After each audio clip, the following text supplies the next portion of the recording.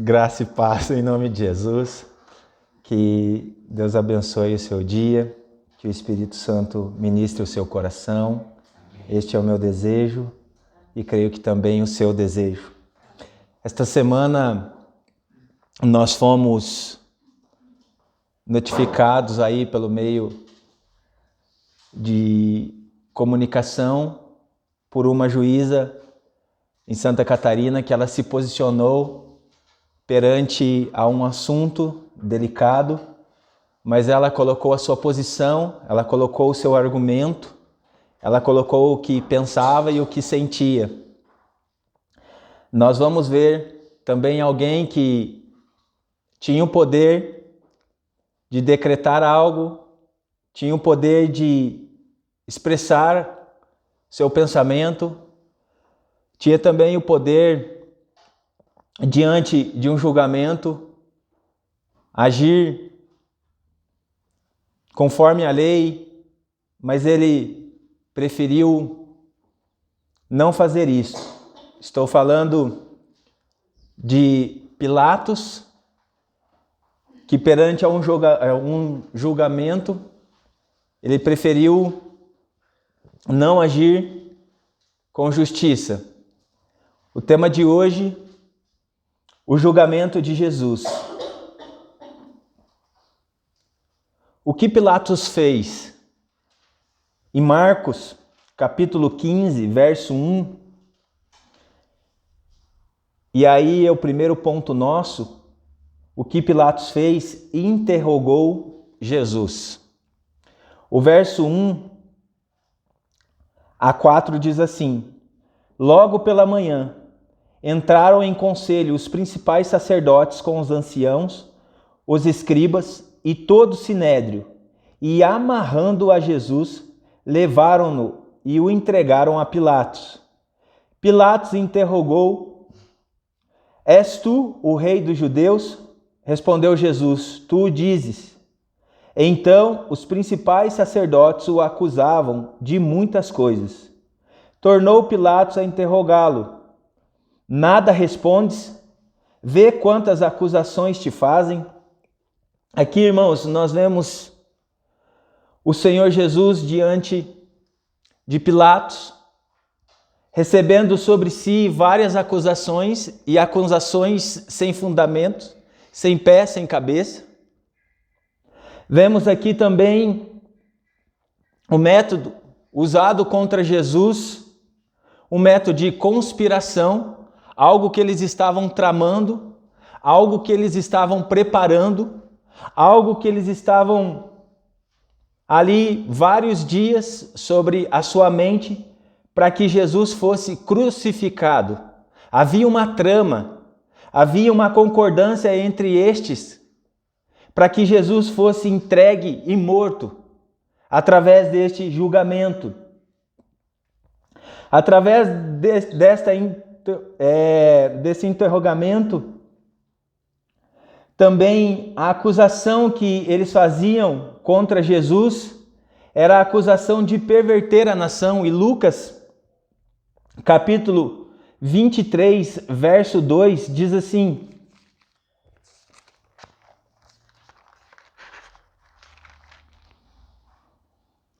E ali passaram a acusá-lo Jesus, dizendo: Encontramos este homem pervertendo a nossa nação, vedando pagar tributo a César e afirmando ser ele o Cristo, o Rei. Eles estavam acusando Jesus de perverter a nação, de alvoroçar o povo com seus ensinamentos. Lucas 23, verso 5 diz isso.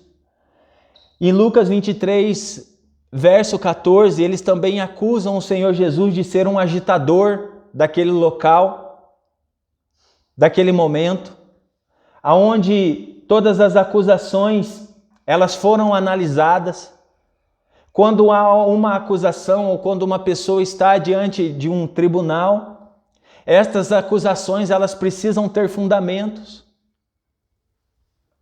Tanto o acusado quanto o acusador, eles devem demonstrar provas existentes, provas que têm cabimentos, provas que pode trazer a liberdade ou condená-lo, provas aqui que não tinha sustento, provas e acusações que o nosso Senhor Jesus não havia cometido.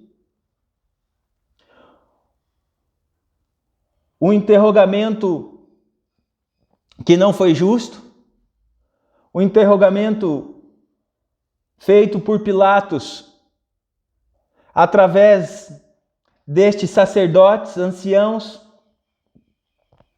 escribas de todo o sinédrio, aonde eu acabei de falar que não havia ali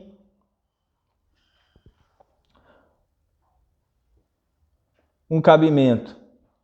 E todas essas acusações, elas foram vistas e analisadas de perto.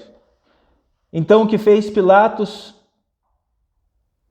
Ele tinha e também fez este interrogamento ao Senhor Jesus. O segundo ponto, dentre o nosso tema, o julgamento de Jesus e o que fez Pilatos, admirou Jesus. Perante esta situação, perante tantas acusações, perante a um caos que estava instalado ali, Pilatos, ele admira a atitude de Jesus. E que atitude foi esta? O verso 4 e o verso 5 diz assim: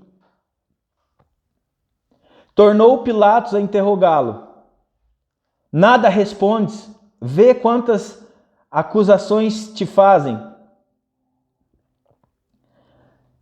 E o verso 5 diz assim: Jesus, porém, não respondeu palavra, a ponto de Pilatos muito se admirar. O Senhor Jesus, naquele momento, nada respondia. Em certas situações nós precisamos ter a sabedoria vinda do Espírito Santo para que nos calemos. Começar a falar onde algo já estava instalado. Começar a falar algo aonde algo já havia acontecido. Isso traz um ensinamento para nós que em meio à situação, ao problema, aquilo que nós estamos enfrentando, a Bíblia nos traz em Provérbios capítulo 17, verso 27 e 28, que diz assim: e foi o que o Senhor Jesus fez e o que nós devemos fazer em muitas e muitas situações, quando não temos uma direção para falar. E se eu não tenho uma direção para falar, eu devo fazer o que diz Provérbios capítulo 17, verso 27 e 28. Quem retém as palavras possui o conhecimento, e o seu sereno de espírito é o homem de inteligência. Até o estulto, quando se cala, é tido por sábio, e o que cerra os lábios por sábio. Ou seja, o sábio, em muitas situações, ele se cala. E o Senhor Jesus aqui, ele fica calado, nada respondia.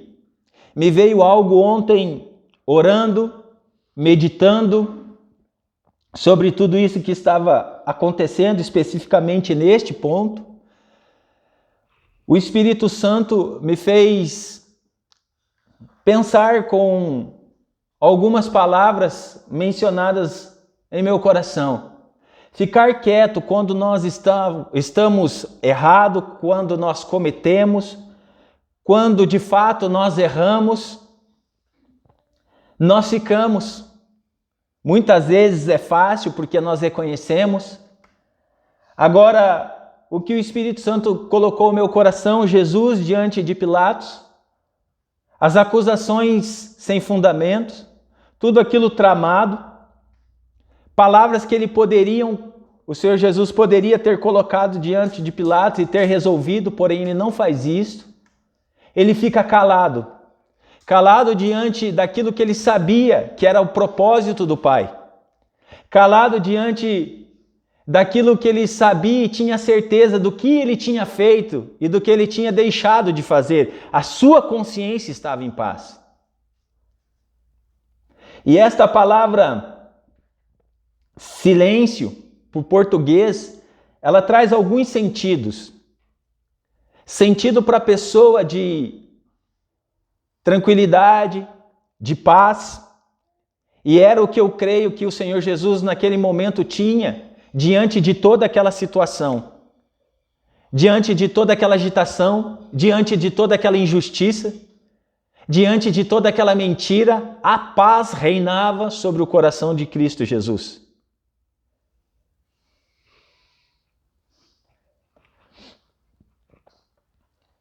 Ele também relata a Bíblia que ele ficou em silêncio.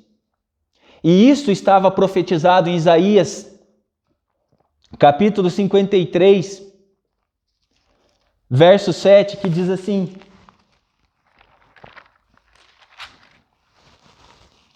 Ele foi oprimido e humilhado, mas não abriu a boca.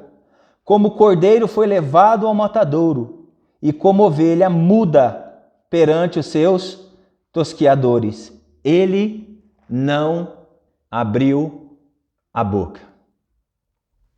Silêncio. Ficou como estava profetizado. O Senhor Jesus, sendo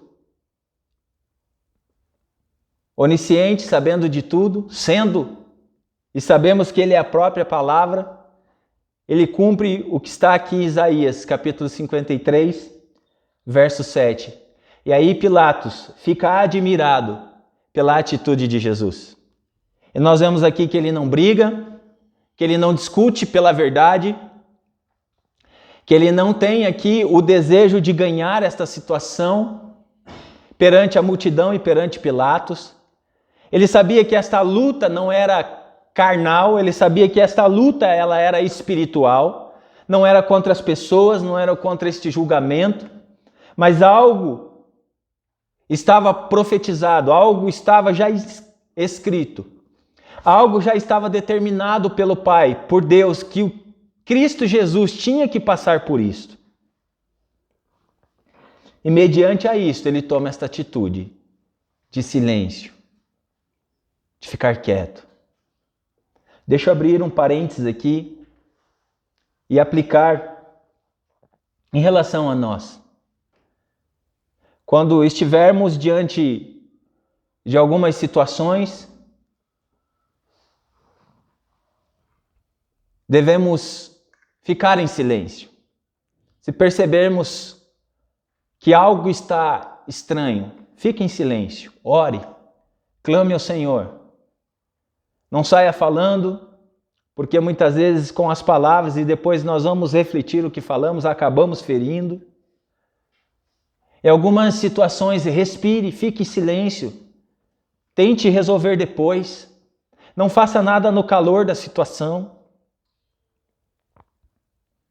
Deixe o Espírito Santo ministrar o seu coração. Fique em silêncio. Ouça a doce voz do Espírito. Perante as acusações, as injustiças, tudo aquilo que você talvez esteja vivendo, não fique lutando, se esperneando, falando. Talvez você fez isso até agora e nada aconteceu. Calma. Creio que chegou o momento de ficar em silêncio e deixar o Pai, Deus, agir. Diante do julgamento de Jesus e o que fez Pilatos, o nosso terceiro ponto, ele condenou Jesus. O verso 13 e 14 diz isto: Eles, porém, clamavam: Crucifica-o! Mas Pilatos lhe disse: Que mal fez ele? E eles gritavam cada vez mais: Crucifica-o! Aqui, dentro desta condenação, e aonde Pilatos, de fato, vai bater o martelo e condenar Jesus, ele confessa e ele tem toda a certeza que Jesus, ele é inocente. Ele sabe, ele tem a convicção da inocência de Jesus. Lucas traz isso muito claro para nós.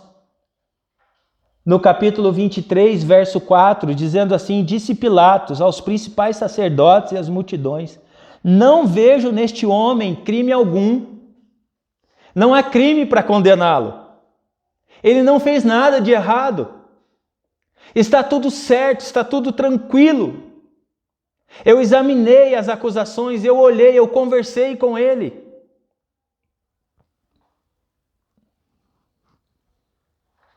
O verso 14 e 15 também nos demonstra isto, dizendo assim: disse-lhes: apresentaste-me este homem como agitador do povo, mas tendo-o interrogado na vossa presença, nada verifiquei contra ele dos crimes de que o acusais, nem tampouco Herodes, pois nolo tornou a enviar.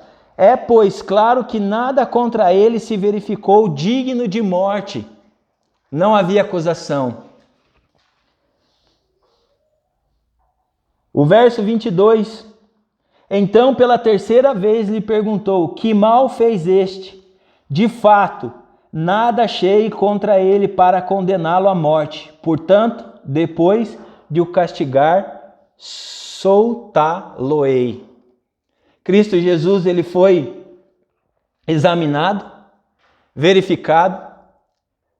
Pilatos conversa com ele e perante este momento cumpre-se Êxodo, capítulo 12, verso 5, aonde o cordeiro era sacrificado. E a Bíblia nos demonstra que o cordeiro, ele deveria ser macho, sem defeito. E o nosso Cristo Jesus, examinado, não havia defeito algum, não havia acusação sobre ele. Ele estava aprovado para ir para a cruz. Pilatos não acha sobre Cristo Jesus nenhuma acusação que tem cabimento. Conversando com ele, Pilatos chega à conclusão que ele é inocente. Mas por que ele não solta? Por que ele não cumpre? Em Marcos capítulo 15, verso 14, Pilatos faz uma pergunta, mas Pilatos lhes disse: que mal fez ele? Que mal fez Jesus? Para que vocês querem que ele seja crucificado. Mas sabe por que ele não cumpre? Porque ele, Pilatos, prefere agradar a multidão. Ele agrada a multidão fazendo a vontade da multidão. Ele também não faz isto porque a Bíblia deixa registrado em João capítulo 19, no verso 12. A partir deste momento, Pilatos procurava soltá-lo, mas os judeus clamavam: se soltas a este, não és amigo de César. Todo aquele que se faz rei é contra César. Ele não traz a liberdade a Cristo Jesus, olhando para a sua amizade com César, para a sua posição política,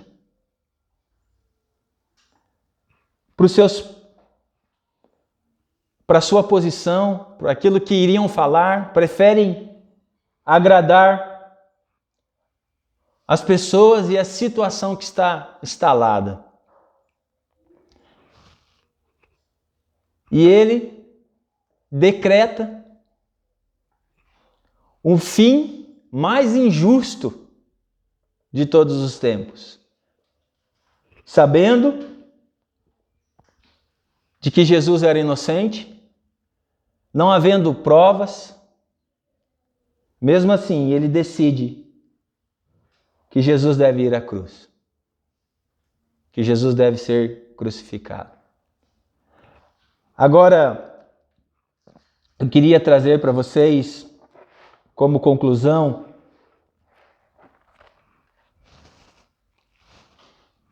em Efésios, capítulo 1, verso 7, diz assim: no qual temos a redenção pelo seu sangue, a remissão dos pecados, segundo a riqueza da sua graça. Graças a Deus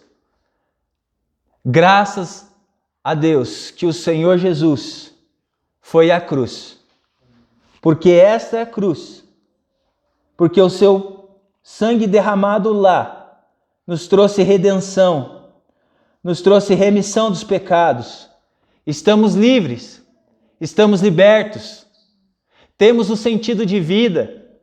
Ele morreu por mim e por você. Foi o maior ato de amor que aconteceu em todos os tempos. O Senhor Jesus cumpriu a vontade do Pai e nos tornou livres nesta manhã. Tudo o que aconteceu, o julgamento, tudo isto que aconteceu, era o propósito do coração de Deus, para que nós, através do sangue de Cristo Jesus, através desta morte, deste sofrimento, desta angústia que o Cristo Jesus passou, para que nós nos tornássemos livres.